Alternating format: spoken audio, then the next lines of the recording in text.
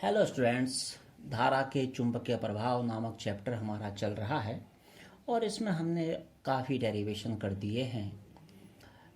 आज हमें एक डेरिवेशन करना है, बड़ा इम्पोर्टेंट डेरिवेशन है। गतिमान आवेश पर लगने वाले बल की सहायता से धारावाही चालक पर लगने वाले बल के लिए सूत्र स्थापित करना। इसे तो खैर अभी करते हैं, इससे पहले मैं आपको कुछ बताता हूँ।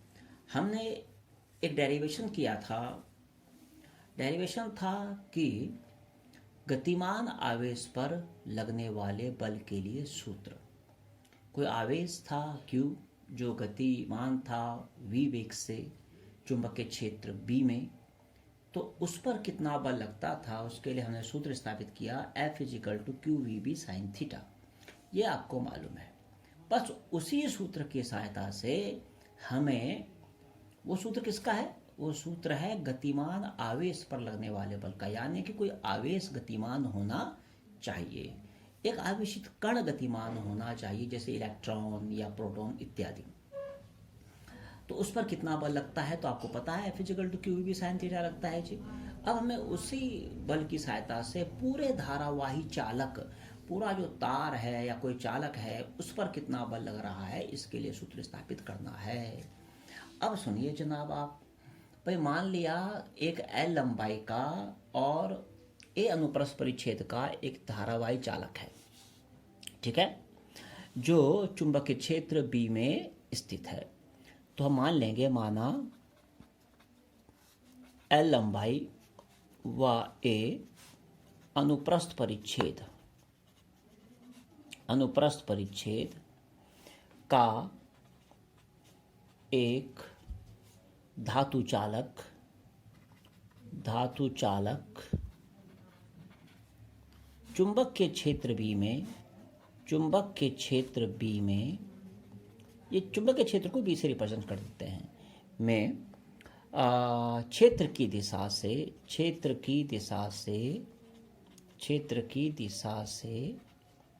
थीटा कोण पर स्थित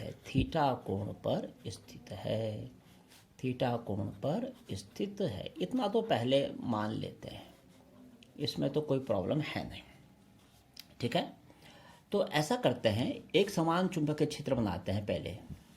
ये आपका एक समान चुंबकीय क्षेत्र है जनाब, और इस चुंबकीय क्षेत्र में ये दिखा दिया हमने, चलो एक समान चुंबकीय क्षेत्र, ये थोड़ा बड़ा दिखा देना। इस चुंबकीय क्षेत्र में भाई एक धारावाही चालक को स्थिर कर देते हैं। ये कोई धारावाही चालक है, लो जी, ये स्थित है, और ये आपका, इसकी लंबाई मान लेते हैं जनाब L, और इसके अनुप्रस्थ काट का क्षेत्रफल ले लेते हैं 1। चुंबकीय क्षेत्र है B, और ये क्षेत्र की दिशा से थीटा कोण पर स्थित है, ये कोण हो गया थीटा। और भाई ये भी मान लेंगे कि माना इस धातु चालक में धारा बह रही है भाई I, माना चालक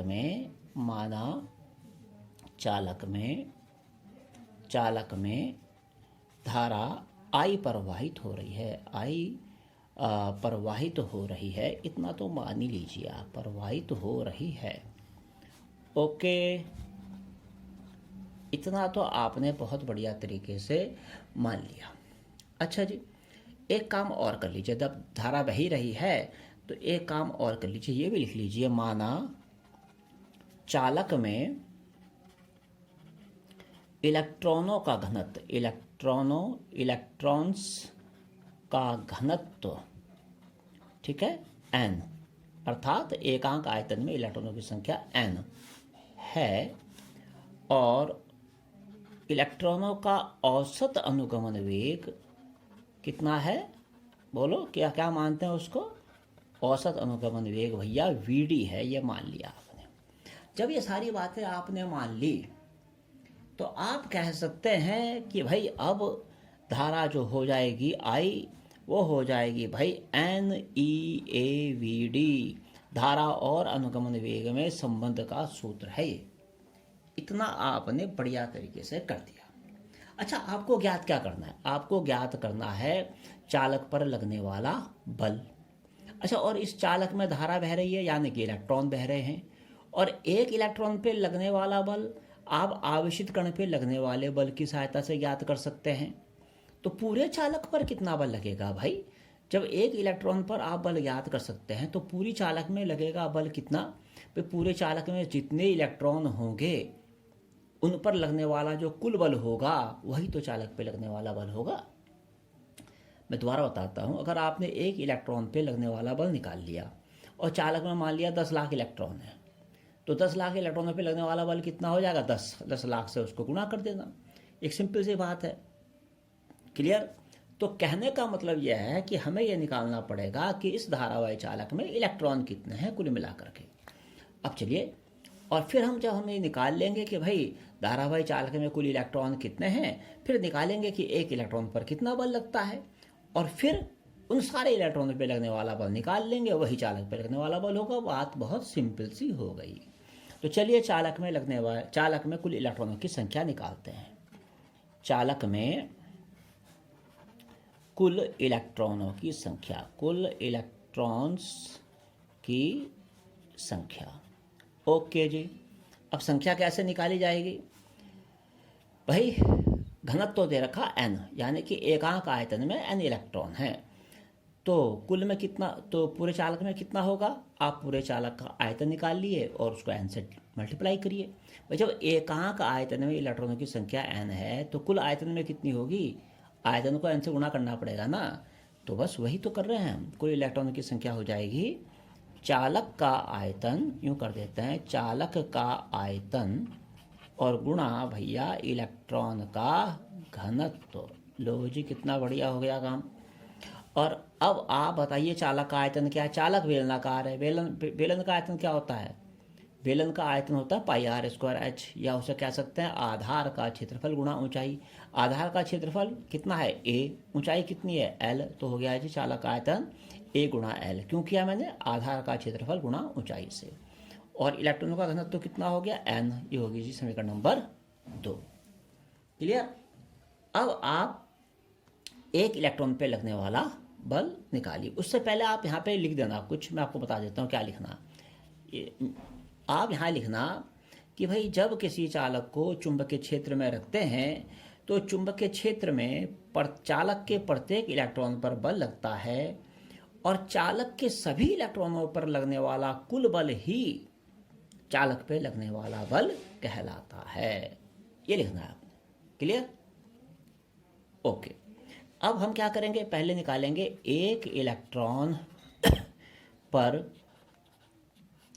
लगने वाला चुंबकीय बल। और ये तो बहुत आसान है आपके लिए। आपको सूत्र याद है F equal to Q V B sine theta होता है। तो इस सूत्र से निकाल लीजिए एफ इजिकल टू क्यू की जगह एक इलेक्ट्रॉन का आवेश यानी कि ई, वी की जगह इलेक्ट्रॉन का औसत अनुगमन वेग यानी कि वी डी, और बी की जगह बी, और साइन थीटा की जगह तो आपको मालूम है ही साइन थीटा हो जाएगा। ओके, ये भी समझ में आ गया। ये समीकरण नंबर 3 कर लीजिए। अब निकालते हैं चालक पर लगने वाला बल। चालक पर कुल बल कह लीजिए, चालक पर बल कह लीजिए। क्या होगा बताइए? एक इलेक्ट्रॉन पर लगने वाला बल तो निकल गया। चालक पे बल कितना होगा भाई? एक इलेक्ट्रॉन पर जो बल है उसको गुणा करेंगे इलेक्ट्रॉनों की संख्या से। समझ में आ गई कहानी? एक इलेक्ट्रॉन पे इतना बल लग रहा, तो जितने कुल इलेक्ट्रॉन हैं उन पे कितना बल लगेगा गुणा कर देंगे, वही आएगा चालक पर बल। समझे? इज इक्वल टू, अरे ये बात समझ में आ रही है भाई? चालक आपका इलेक्ट्रॉनों से बना हुआ है। एक इलेक्ट्रॉन पर इतना बल लग रहा है। चालक में 10 लाख इलेक्ट्रॉन है, तो 10 लाख इलेक्ट्रॉनों पे कितना बल लगेगा? 10 लाख से गुणा करेंगे ना, वही काम कर रहा हूँ मैं। ठीक है? तो एक इलेक्ट्रॉन पर बल हो गया आपका E V D into B और साइन थीटा। ये तो आपने निकाल लिया ऊपर ही देखिए। और इलेक्ट्रॉनों की संख्या आपने यहाँ निकाल रखी जनाब, ए गुणा एल गुणा एन। इसमें तो कोई प्रॉब्लम आपको है ही नहीं। अब क्या करिए? अब एक काम करिए, इसमें से मैं आपको बताऊं, N E A V D इसको अलग कर दीजिए। कैसे? एन ये है, ई ये है, ए ये है, वी डी है। तो इसको आप अलग लिख लीजिए, N E A V D. क्यों लिखा भाई ऐसा? अरे इसकी जगह आई लिखेंगे, आई लिख देंगे इसकी जगह, और इनटू आपका क्या आ जाएगा? बी बचा है, और साथ में बचा है एल, और साथ में बचा है साइन थीटा, और भैया कुछ नहीं बचा। और ये आपका निकल रहा है चालक पे लगने वाला बल। तो एफ बराबर क्या हो गया, N E A V D की जगह देखिए क्या है आई, तो इसकी जगह लिख दीजिए आई, और हो गया B L sine theta, F equal to I B L sine theta. ये आपका चालक पे लगने वाले बल का सूत्र बन गया। कितना बढ़िया, कितना इजी। चलिए अब इसमें कुछ कंडीशंस हैं और या शर्तें मान लीजिए, जो भी आपको मानना है मान लीजिए, है ना। देखिए भाई, यदि ये जो आपका चालक है ये चुंबकीय क्षेत्र की दिशा में रखा हुआ है। पहला क्या है, यदि चालक चुंबकीय क्षेत्र में की दिशा में रखा हुआ है, अर्थात यदि थीटा बराबर 0 अंश है। भाई अगर ये चालक को हम चुंबकीय क्षेत्र की दिशा में ऐसे रख देंगे तो ये चुंबकीय क्षेत्र की दिशा और चालक के बीच का कोण शून्य हो जाएगा ना, दोनों एक ही दिशा में है। ठीक है, क्लियर। तो अब भैया यहाँ से हम क्या कर सकते हैं तो तब भैया तब F बराबर कितना आ जाएगा, आई बी एल साइन 0। साइन 0 का मान कितना होता है 0, यानी कि F बराबर हो गया आपका 0। अर्थात इस स्थिति में चालक पर कोई बल नहीं लगेगा। तो शर्त नंबर 1 क्या होगी, यदि थीटा बराबर 0 अर्थात चालक चुंबकीय क्षेत्र की दिशा में है, अर्थात चुंबकीय क्षेत्र के समांतर है, ये लिख देना, तब चालक पर बल F बराबर आई बी एल साइन थीटा की जगह 0 और F इक्वल टू आ गया 0। एक कंडीशन और करते हैं, देखिए कंडीशन नंबर 2 कितनी मज़ेदार है। 2 कंडीशन देखिए आप, इसमें क्या करते हैं, यदि भाई थीटा बराबर हो जाए 90 अंश, इसका मतलब क्या हुआ कि चालक चुंबकीय क्षेत्र के लंबवत है। तो आप क्या लिखें, यदि थीटा बराबर 90 अंश अर्थात चालक चुंबकीय क्षेत्र के लंबवत है, तो चालक पे लगने वाला बल क्या हो जाएगा भाई, चालक पे लगने वाला बल F इक्वल टू हो जाएगा आई बी एल साइन 90। और ये जो होगा ये अधिकतम मान होगा बल का, क्योंकि साइन 90 का मान 1 होता है, ओके, और जो कि साइन में सबसे बड़ा मान होता है।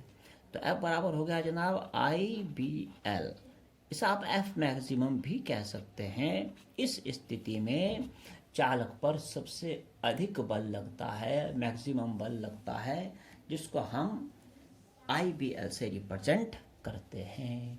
इस तरह से आपका ये डेरिवेशन समाप्त होता है कि भाई डेरिवेशन क्या है कि गतिमान आवेश पर लगने वाले बल की सहायता से धारावाही चालक पर लगने वाले बल के लिए सूत्र की स्थापना करना। ये आपका समाप्त हो गया। चलिए स्टूडेंट्स, एक और छोटा सा न्यूमेरिकल करते हैं। एक 50 सेंटीमीटर लंबे तार में 2 एम्पियर की धारा बह रही है। यदि तार 5 गुणा 10 की घात -4 टेस्ला के एक समान चुंबकीय क्षेत्र में 60 अंश के कोण पर रखा है, तो इस पर कितना बल लगेगा। देखो, एक समान चुंबकीय क्षेत्र है, आप इनको समांतर रेखाओं के द्वारा प्रदर्शित करेंगे। एक 50 सेंटीमीटर लंबा तार है, तार को आप ऐसे रिप्रेजेंट करेंगे, और ये 60 अंश के कोण पे रखा हुआ है चुंबकीय क्षेत्र की दिशा से, ऐसे कर देंगे।